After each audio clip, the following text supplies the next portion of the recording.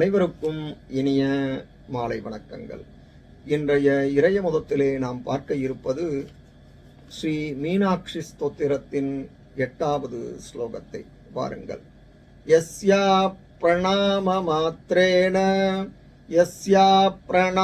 மாத்ரேன வர்தந்தே சர்வசம்பதஹ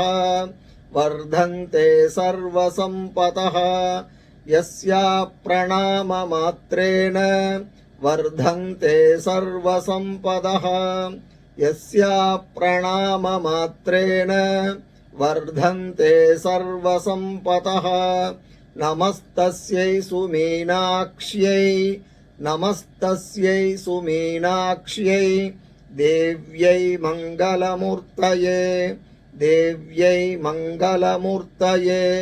நமஸ்தஸ்யை சுமீனாக்ஷ்யை தேவ்யை மங்களமூர்த்தயே நமஸ்தஸ்யை சுமீனாக்ஷ்யை தேவ்யை மங்களமூர்த்தயே யஸ்யா பிரணாம மாத்ரேன வர்தந்தே சர்வசம்பதஹ நமஸ்தஸ்யை சுமீனாக்ஷ்யை தேவ்யை மங்களமூர்த்தயே.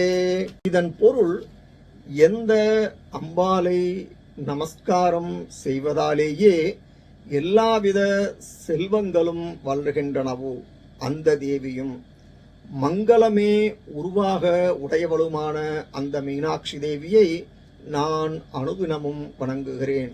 இந்த பதிவு உங்களுக்கு பயனுடையதாக இருப்பின் சப்ஸ்கிரைப் பண்ணவும், ஷேர் பண்ணவும். நன்றி, வணக்கம்.